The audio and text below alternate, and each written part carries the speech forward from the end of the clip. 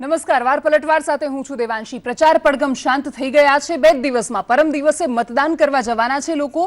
ઘણા બધા સવાલો એમના મનમાં હશે, પણ આજનો દિવસ છે સાવધાન થવાનો દિવસ। એટલા માટે કારણ કે 80 લાખ લોકોનો બનેલો પાટીદાર સમાજ સવાલ પૂછવાનો છે। દિલીપ સાબવા 2015 પહેલા આ નામ કોઈ નહોતું જાણતું, જેવી રીતે હાર્દિક પટેલને કોઈ નહોતા ઓળખતા। આ નામ આજે સામે આવે છે અને સવાલ કરે છે। એ પ્રશ્ન ન માત્ર હાર્દિક પટેલ સામે છે, પોતાની ખોલ પણ છોડીને જાય છે એની અંદર। એ દરેક ખુલતી પોલ સવાલ કરે છે એ સમાજને કે જેણે વિશ્વાસ કર્યો હતો આ નેતાઓ પર। 5 થી 10 નેતા સામે આવે છે, આંદોલન ઊભું થાય છે અને આંધળો વિશ્વાસ કરીને લાખોની મેદની ભેગી થાય છે।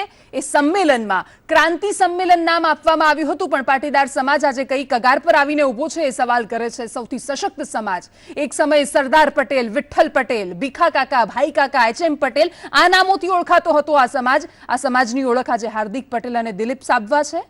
સવાલ આ સમાજને ચર્ચા કરીશું। સ્ટુડિયોમાં ઉપસ્થિત છે કિશનસિંહ, ભારતીય જનતા પાર્ટીના નેતા છે, વરુણ પટેલ ભારતીય જનતા પાર્ટીના નેતા છે, સાથે જ માફ કરશો આપનું નામ રાહુલ પટેલ આપણી સાથે જોડાયા છે અને અતુલ પટેલ આપણી સાથે જોડાયા છે અને જયેશ ઠકરાર રાજકોટથી જોડાયા છે। આપ તમામનું સ્વાગત છે। અને આ બધાની વચ્ચે આજે પ્રચાર પડઘમ શાંત થયા છે, નજર એના પર।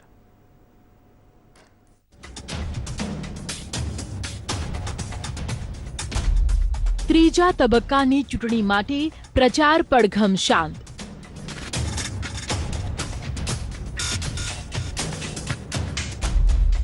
અંતિમ ઘડીના પ્રચાર માટે દિગ્ગજોની કવાયત।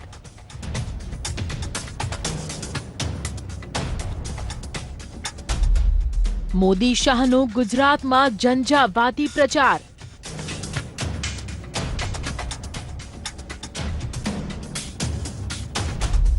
ઉમેદવારોએ ગજવી સભાઓ યોજ્યા, રોડ શો। મત માટે અંતિમ ઘડીની દોડાદોડ।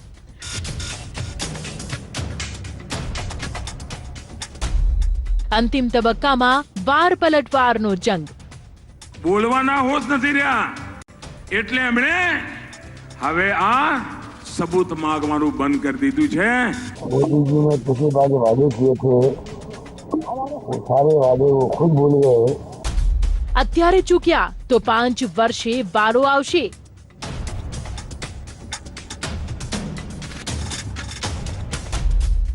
ગુજરાતની 26 બેઠકો પર 23મીએ મતદાન।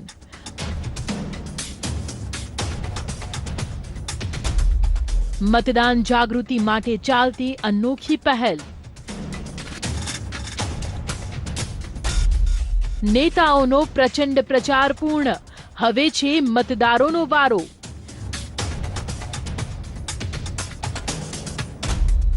હવે મુદ્દા અને પ્રચારની પરીક્ષા છે। મતદાર નક્કી કરશે કે કોણ જશે સંસદમાં।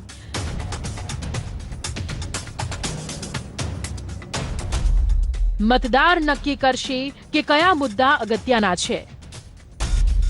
પ્રચંડ પ્રચાર કોને પડશે? વાર પલટવાર।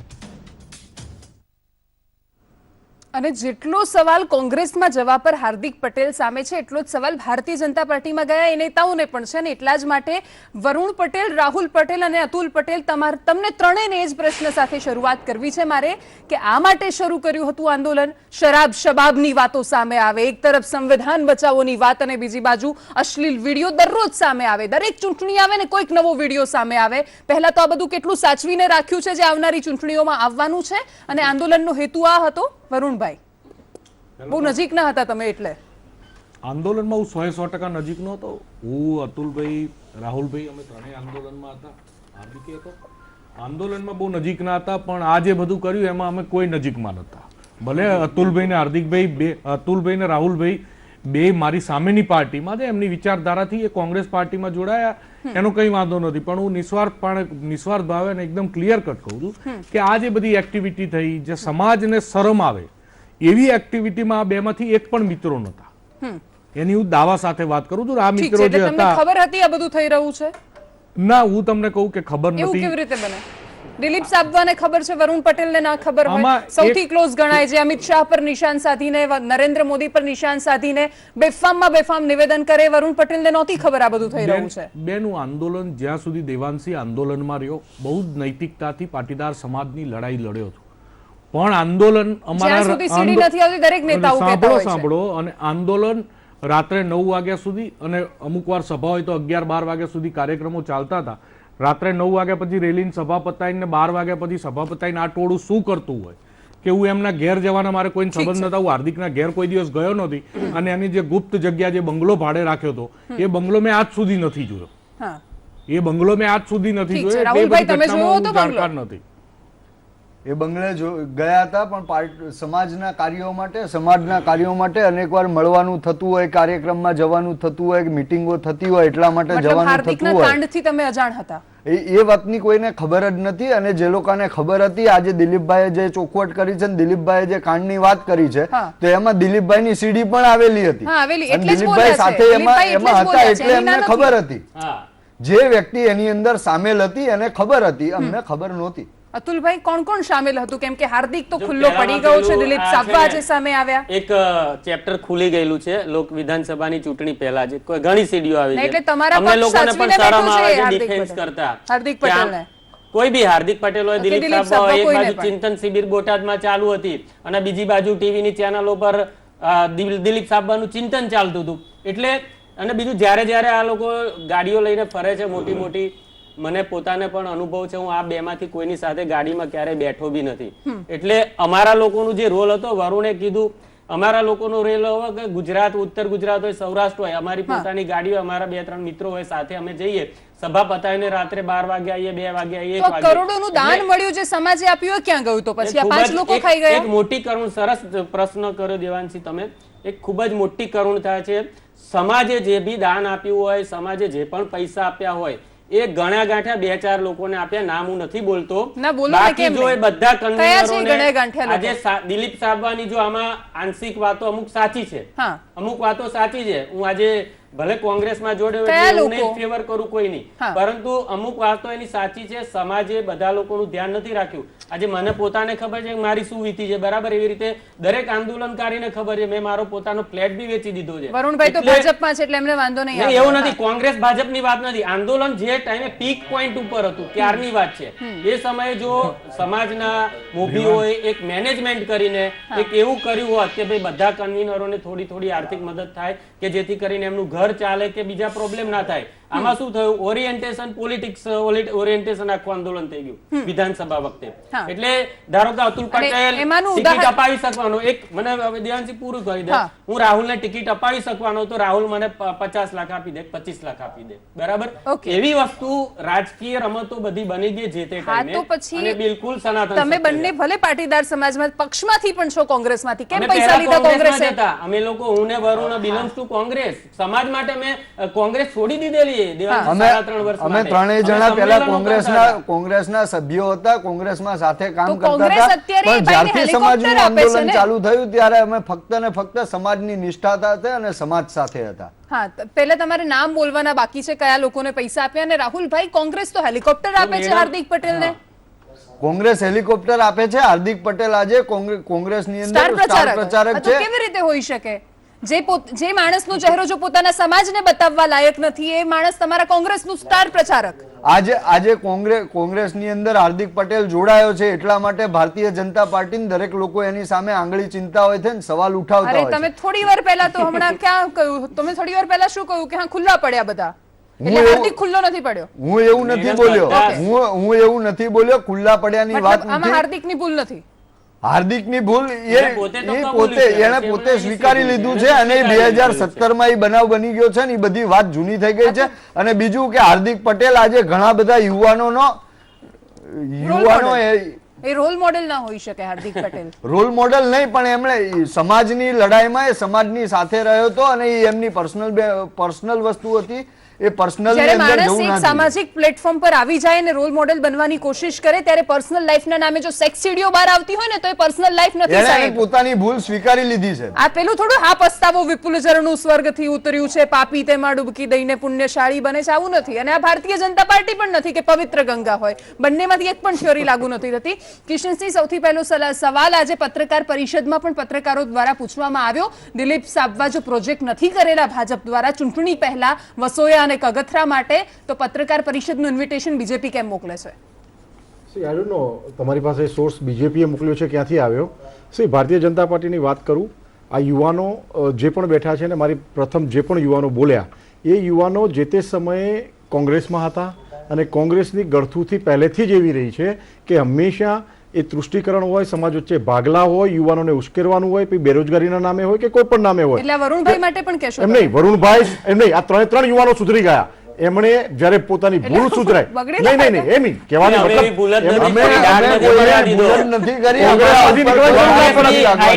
અમારી અંદર છે એટલે અમે ડાર્ક નથી પડવા લેટ મી ફિનિશ.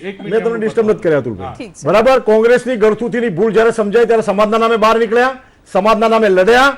જ્યારે જે લોકો લાલચુ હતા એ સમાજને વેચી અને લાલચુ હતા એ ખરીદાયા અથવા વેચાયા અથવા ગેરમાર્ગે દોરાયા. આ સત્ય હકીકત છે. મારો પ્રશ્ન કિશનસિંહના, ભાજપે ખરીદ્યા એ નહીં, ભારતીય જનતા પાર્ટીની વાત છે તો એક રાજકીય પાર્ટીના પ્રતિનિધિ તરીકે હું સ્પષ્ટપણે માનું છું કે આ જે મામલો છે દિલીપભાઈ સાબવાનો, એની સાથે ભારતીય જનતા પાર્ટીને ખરીદવાના મામલાની વાત કરું છું. ખરીદવાની તમે હમણાં કહ્યું કે ખરીદાયા વેચાયા, તો કોંગ્રેસમાં ગયા એ ખરીદાયા, ભાજપમાં આવ્યા. ભાજપમાં એક તમને સમજાવું છું કે જે યુવાનો I'm not talking about only these three guys. I mean, આ ત્રણ બેઠા જેમની વાત બધાની વાત આવશે. રેશમા પટેલ, કેતન પટેલ, ચિરાગ પટેલ, બધા નામ આવ્યા છે આજે તો. બહાર આવેલા લોકો, એમના સર્વોચ્ચ નેતાઓ, એ બધાને પોતાની ભૂલો સમજાય છે. 14 વિધાનસભા ઇલેક્શન પહેલા એમના સર્વોચ્ચ નેતાઓ છોડી ગયા, પછી બીજા 4 છોડ્યું, અત્યારે હમણાં છોડ્યું. એટલે પ્રોબ્લેમ કોંગ્રેસની ગળથૂથીમાં છે. એ પછી સમાજના નામે ભાગલા પડાવી ન હોય, બીજી કોઈ વાતે હોય, તૃષ્ટિકરણના નામે હોય કે કોઈ પણ રીતે હોય. રાહુલભાઈ, આ ભાગલા પડાવવા માટે કોંગ્રેસે તમને પ્રોજેક્ટ કરે આંદોલન? ભાગલા પડાવવાની હમણાં બહુ સરસ વાત કરી. પાટીદાર આંદોલન ચાલુ થયું એક સમાજની વેદના સાથે થયું હતું અને જ્યારે ભારતીય જનતા પાર્ટીની સરકારની સામે કોઈ આંદોલન થયા છે, આંદોલનો હંમેશા શાસક પક્ષની સામે થતા હોય છે. પાટીદાર સમાજને પોતાને એવું લાગ્યું કે હવે પાટીદાર સમાજને અનામતની જરૂર છે, ત્યારે પાટીદાર સમાજ અનામત માંગવા નીકળ્યો. અમને સમાજ માટે નીકળ્યા હતા, અમે સમાજની સાથે હતા અને આજે પણ સમાજ સાથે છીએ. પણ ભાઈએ જે વાત કરી કે આંદોલનમાંથી એ લોકોએ આમ કર્યું, તો હું સાહેબને સવાલ કરવા માંગુ છું કે ભૂતકાળની અંદર જ્યારે આપની સરકાર નહોતી, ગોધરાકાંડ થયું, હિન્દુ મુસ્લિમની વાત આવી, રામ મંદિરનું આંદોલન થયું, રામ મંદિર થયું, બાબા રામદેવનું આંદોલન થયું, એવા અનેક આંદોલનો થયા યુપીએ સરકારમાં. ત્યારે શું ભારતીય જનતા પાર્ટીએ પ્રોજેક્ટ કરેલા લોકો હતા? દરેક પાર્ટીઓએ જ પ્રોજેક્ટ કરેલા લોકો હોય છે. તકલીફ ત્યાં છે લોકો નથી સમજતા અને સાથ આપે છે. અને જયેશભાઈ, મારે એ જ પોઈન્ટ સાથે આગળ આવવું છે કે દિલીપ સાબવા આજે આવે છે, દરેક ચૂંટણી પહેલા કોઈ એક નેતાની આ રીતે સીડી બહાર આવે, અચાનક બધા પ્રશ્નો ઉભા થઈ જાય, પક્ષો પોતાનો હાથ ઉપર કરી લે, ના અમારે કઈ લેવા દેવા નથી. પાટીદાર આંદોલનમાં કોંગ્રેસનો સાથ હતો, સ્પષ્ટ સામે આવી ગયું. એક પછી એક નેતાઓ જોડાયા, જે બાકી હતા તોડવાનો પ્રયાસ કર્યો, ભાજપમાં ગયા. આ બધાની વચ્ચે 80 લાખ લોકોનો શું વાંક છે કે જેમણે આંખ બંધ કરીને વિશ્વાસ કર્યો હતો, કરોડો રૂપિયાનું દાન આપ્યું હતું, આ ક્રાંતિના નામે જીએમડીસી મેદાન આખું ખચોખચ ભરી નાખ્યું હતું. એ માતાઓનો શું વાંક જેમણે 14 પોતાના દીકરાઓ આપ્યા છે? દેવાંશી, કદાચ એટલે જ પૂરા દેશમાં કોઈ યુવા લીડર નું આપણે નામ લઈ શકીએ એવું નથી. દેશમાં જ્યારે યુવા મતદારોની વાત થાય છે ત્યારે આવા જ લોકો જે નામ તો આંદોલનનું ચલાવે છે કે નામ તો સમાજના પ્લેટફોર્મનું ચલાવે છે, પણ એ લોકો અલ્ટિમેટલી તો એક સોદાબાજી જ કરતા હોય છે. જેવું આંદોલનનું એમનું ક્ષેત્ર વધે, એમનું ફલક વધે, એવી રીતે એમનો ભાવ વધતો હોય છે. જેવી રીતે ગેંગસ્ટરની દુનિયામાં હોય છે કે જેટલો ડર વધે એવી રીતે એમના પ્રત્યે એમની ખંડણી રેન્સમ મની એમને વધુ મળતા હોય છે. હવે તમે જુઓ કે એક સરસ મજાનો શેર છે પેલો કે સબ નિકલ રહે હે અપના ચહેરા છુપાએ, રાહ में कोई आईना रख गया है. આજે જ્યારે શેખની દાઢીમાં હાથ નાખ્યો તો કઈ કેટલી લગડી બિનહિસાબી નીકળી છે. ત્યારે કોઈ એનો પોતાના કારોબારમાં પોતે કેટલા ભાગીદાર છે જાહેર કરવા તૈયાર નથી. અને ચૂંટણીના બિલકુલ સેન્સિટિવ સમયે આવા ને આવા ગતકડા બહાર પાડે છે. હવે ગઈકાલે જ આપણે જોયું કે કચ્છમાં પણ એક પૂર્વ મંત્રી ની ઓડિયો ક્લિપ વાયરલ થઈ. આપણે પછી ચર્ચા કરીએ જયેશભાઈ. અત્યારે ચર્ચાનો વિષય બીજો છે.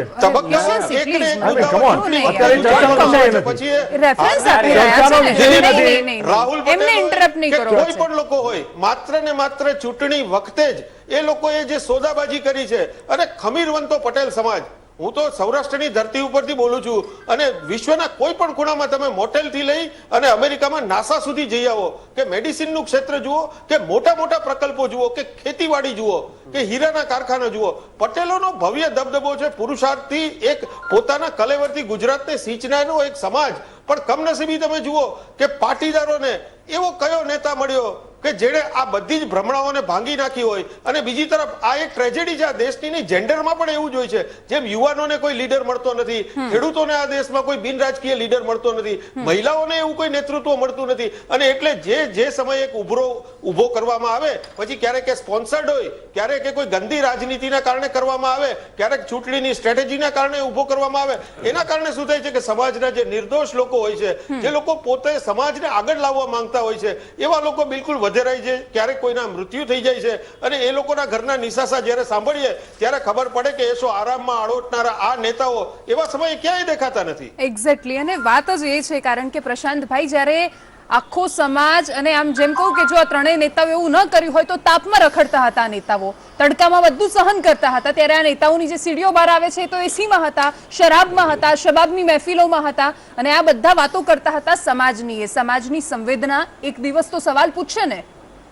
જો આપણે કોઈ કોલેજના ગ્રુપ ડિસ્કશનમાં બેઠા હોય અને મને આવા પ્રશ્નો જ્યારે સામાજિક લેવલે પૂછવામાં આવે તો હું એમ કહું કે પાસ, ક્વેશ્ચન પાસ. એમ હું આ બોલવામાં માંગતો જ નથી, કારણ કે એક તો સમાજ ઉપર, એટલે સૌથી પહેલા તો આપણે મીડિયાને મારો પ્રશ્ન છે કે આટલું બધું તમે કેમ ચગાવો છો? પતી ગયું, હવે સમાજે સ્વીકારી લીધું. એક મિનિટ, શું કહો છો? આમાં શું ચગાવવાની વાત? આ પાસને લઈને આપણે શું, ગુજરાતનું ઇલેક્શન જે ચૂંટણી છે, એક વ્યક્તિ જેની પાછળ 80 લાખ લોકોનો હાથ છે, અને એ વ્યક્તિ આવીને સવાલ કરશે તો અમારે બતાવવાનું નહીં એને? હું તમને ના પાડતો જ નથી બતાવવાની, પણ ચર્ચાની દ્રષ્ટિએ ચગાવવાનું નહીં. જો દેવાંશીબેન, ચર્ચાની દ્રષ્ટિએ આપણે 2 દિવસ પહેલા પણ પાસની ચર્ચા કરી. હવે પરમ દિવસે ગુજરાતનું ઇલેક્શન લોકસભાનું છે. હવે એક દિલીપ, મને એવું લાગે છે આ સામાજિક સંગઠનોમાં જ્યારે આ લોકોના ઇસ્યુ થયા, જ્યારે મતદાન થશે ને આ જ મુદ્દાઓ અસર કરે છે. રોજગારની ચર્ચા કરી છે, ગરીબીની 100 વાર કરી છે, અસર નથી થતી સાહેબ એની. અરે પણ તો આ કોણે ભ્રમિત કર્યા? એ કોણે ભ્રમિત કર્યા છે? 80 લાખ લોકો છે. હવે ચર્ચા જ નથી આ લોકો. ઠીક છે, પાસ કરી દઈએ છીએ, સવાલ નથી જવાબ આપવો તો. એક મિનિટ, હું આવું, પણ મારે વરુણ પટેલ જવાબ એ લેવો છે. દિલીપ સાબવા એવું કહે છે કે ગાંધીનગરથી મેં સમર્થન માંગ્યું હતું અને કોંગ્રેસે મને સમર્થન નથી આપ્યું. આ તો સમાજની તો વાત કરી નથી રહ્યા દિલીપ સાબવા. મતલબ વાત તો એ જ છે ને કે એમની પર્સનલ વાત કરી રહ્યા છે કે મારે મારો રાજકીય સ્વાર્થ સાધવો હતો, એ સધાયો નથી, એટલે હું કહી રહ્યો છું આ બધું થઈ રહ્યું છે. જો આમાં શું, હવે એકચ્યુઅલ સ્ટોરી, બધા બે પાર્ટનર છૂટા પડ્યા છે. વાત નફો નુકસાન વહેંચવાની હોય એવું લાગી રહ્યું છે. બે પાર્ટનરોએ જે તે વખતે શું પાર્ટનરશિપની ટર્મ્સ એન્ડ કન્ડિશન નક્કી થઈ હતી, એક 7-8 પાર્ટનરોની એક મંડળી હતી, એમાં જનરલી મોટા ભાગે પાર્ટનરો છૂટા પડી ગયા. આ છેલ્લા પાર્ટનર હતા, એ કદાચ પ્રેસ કોન્ફરન્સ કરી અને છૂટા પડ્યા, આના પછી એક રહ્યા છે. એ હજુ જ્યારે નવા હિસાબોના ડખા આવશે 6 મહિના 12 મહિના, દિનેશ બાભણીયાએ કરી દીધી છે પત્રકાર પરિષદ. એક છે ગુપ્ત પાર્ટનર છે, એ હું તમને સમય આવે કહીશ, કારણ કે ઇન્વેસ્ટમેન્ટ એ ગુપ્ત પાર્ટનરના નામે છે, નેતા પોતાના નામે કઈ કરી શકે એવું નથી. એટલે ગુપ્ત પાર્ટનરે પાછા બીજા પાર્ટનરના નામે કર્યું છે. હવે જ્યારે ઇલેક્શન પતશે, આંદોલનો બંધ થઈ જવા આવ્યું છે, કોંગ્રેસ પૈસા નહીં આપે, પૈસાની શોર્ટેજ ઊભી થશે. કારણ કે આમની એવી મોટી વૈભવી જીવનશૈલી છે કે નોર્મલ એક નાની ઇન્ડસ્ટ્રીઝ ચાલતી હોય તો આમને ખર્ચા કાઢી શકે એવી જીવનશૈલી રહી નથી. કારણ કે આજે બધું કરવા જે ડેઈલીના પેકેજો જોઈએ એ ગુજરાતના ઉદ્યોગપતિને ના પોસાય, એટલા હાઈ પેકેજની આમની જીવનશૈલી. એટલે ફરીથી પાર્ટનરશિપમાં ડખા પડવાના છે, અને 6-12 મહિનામાં નવો એપિસોડ આવશે. આ મારા શબ્દો લખી રાખો કે 6-12 મહિનામાં હજુ નવો એપિસોડ આવશે અને નવા રહસ્યો ખુલ્લા પાડશે. હું તો જ્યારે જોડાયો ત્યારે મેં કીધું હતું, રાજકારણમાં આવ્યો ત્યારે મેં કીધું હતું કે હું ભાઈ મારી વ્યક્તિગત વિચારસરણીથી ભારતીય જનતા પાર્ટીમાં જોડાવું છું ને જેને કોંગ્રેસમાં જોડાવું એ કોંગ્રેસમાં જોડાઈ શકે. ઠીક છે. મેં સમાજનું અહિત થાય એવું કામ જીવનમાં નથી કર્યું ઓકે. કે આવું સમાજને નીચું જોવું પડે એવા કોઈ કામ મેં નથી કર્યા ઠીક છે. અને કરીશ પણ નહીં. આ લોકોએ આ જ બધું કર્યું છે, ખુલ્લું પડી ગયું. ઠીક છે રાહુલભાઈ, અને સવાલ જે આપણે વાત કરી ને કે ચગાવા કરતા 80 લાખ લોકોની સંવેદનાનો આ સવાલ છે કે જે એક સમયે સરદાર પટેલના નામે ઓળખાતો હતો સમાજ, HM પટેલના નામની ઓળખ હતી, એ સમાજ આજે કોના નામે ઓળખાશે? હાર્દિક પટેલના નામે, દિનેશ સાબવાને આજે 7-8 લોકોની વાત કરીએ, દરેક લોકોના નામે આ સમાજ ઓળખાશે હવે? દિલીપભાઈ આજે જે પત્રકાર પરિષદ કરી એની માટે હું કહેવા માંગુ છું કે દિલીપભાઈને ના તમે ફોન રેકોર્ડિંગ ને ફોનની ડિટેલ ચેક કરજો. છેલ્લા 1 મહિનાની અંદર એમને કોની સાથે કેટલી વાત થઈ છે. 2 દિવસ પહેલા હું દિલીપભાઈની સાથે હતો, મારુતિ યજ્ઞમાં અમે સાથે બેઠા હતા. દર વર્ષે અમે સાથે બેસીએ છીએ. અમે સાથે બેઠા હતા, બાજુમાં બેઠા હતા. એમને ત્યાંથી પાટલામાંથી યજ્ઞમાંથી ઉભા થઈને કોની સાથે વાત થઈ એ પણ એમને પૂછ્યું. કોની સાથે થઈ વાત? એમને પૂછ્યો. એમને જ્યારે પત્રકાર પર અમિત શાહની કોઈ મંડળીના એક માણસ હતા, એમણે પાટલામાં મને બેસીને એવું કીધું હતું કે અમિતભાઈનો માણસ છે. એક મિનિટ, હું પહેલા રાહુલ પરમ મિત્ર છે. રાહુલ, અમિતભાઈ એ કોઈ ગુજરાતના અધ્યક્ષ નથી, આખી ભારતીય જનતા પાર્ટીના રાષ્ટ્રીય અધ્યક્ષ છે અને એમની જોડે અહીંયા ગુજરાતના કાર્યકરની વાત કરીએ તો 2 દિવસનો સમય લાગે. અરે સમય ખાલી આવી ભ્રામક વાતો ના કરી અને એનું સાક્ષી પણ આજે ભ્રામક વાતો ના ભાજપમાં દેખાઈ આવે છે. બેગો લઈને નીકળ્યા નથી. ભારતીય જનતા પાર્ટી પાસે ભારતીય જનતા પાર્ટીએ 14 યુવાનોને શહીદ કરી નાખ્યા. એની માટે દિલીપભાઈ આજે કેમ સવાલ નથી ઉઠાવ્યો? અને ભારતીય જનતા પાર્ટી કાર્યાલયમાંથી કેમ પત્રકાર પરિષદ માટે મેસેજ જાય છે? ઓકે, હા, એક્ઝેક્ટલી અમારો સવાલ હતો. પણ કિશનસિંહ, સવાલ કાં તો અમિત શાહ બેગો લઈને નીકળે છે કાં તો દિલીપ સાબવાનું કદ એટલું મોટું છે. આમાંથી બેમાંથી કઈ શક્યતા? મારી તકલીફ એક હું એક અલગ વાત કરવા માંગુ છું. પાટીદાર સમાજને સમહાવ આ જે પણ યુવાનો હતા એ યુવાનોમાં એક ક્ષમતા હતી, ખરેખર આ રાજ્ય માટે, દેશ માટે એક વિઝન હતું. સમહાવ આ લોકોને જેણે પણ, ઇન્ડિવિજ્યુઅલ કોઈના નામ નથી આપવા માંગતો, જેમણે પણ ગેરમાર્ગે દોર્યા છે, જેમણે પણ એમને ભરમાવ્યા છે, એમને એકચ્યુઅલી માફ નહીં કરવા જોઈએ. યુવાનોએ એકચ્યુઅલી ભલે એમનો સમાજ, અને આપણે વારે ઘરે પાટીદાર સમાજનું નામ વાપરીએ છીએ, બીજા સમાજો પણ રસ્તા પર આવ્યા, બીજા પણ આવ્યા. આ સમાજમાં વહેંચવાની રાજનીતિ ભારતીય જનતા પાર્ટીની રાજનીતિ નથી. રાહુલભાઈ, હું પોઝિટિવ વાત કરું છું. મારે ચર્ચા ચર્ચીની વાતમાં હું આવીશ. તમારી સીડીઓ, તમે જે વાત કરો છો ને, એક દેશના વડાપ્રધાન પોતાની જાતને એમ કહેતા હોય કે હું આ સમાજમાંથી આવું છું, આજે તમે એનાથી મોટી કરુણતા કઈ? સાહેબનું ભાષણ સાંભળો યાર, લેટેસ્ટ ભાષણ છે. પછાત જ્ઞાતિમાંથી આવું છું, તમે સાહેબ સાથે ક્યાં તો પછી યાર કેમ સાહેબ ભારતના વડાપ્રધાન છે, વડાપ્રધાન છે? અરે આજે તમે કરી શકીએ કેમ ના? તમે સાહેબ ઉપર આવે એટલે કેમ એમ થઈ જાવ? સાહેબ ભારતના વડાપ્રધાન નથી, આપણા મુખ્યમંત્રી છે. કિશનસિંહ, હું એ જ વાત સાહેબ બોલે ચાલે, તમારે ત્યાં આવે દૂધે દોઈ લો અને કોંગ્રેસમાં આવે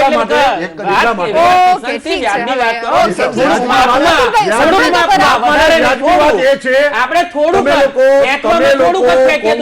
ગેરમાર્ગે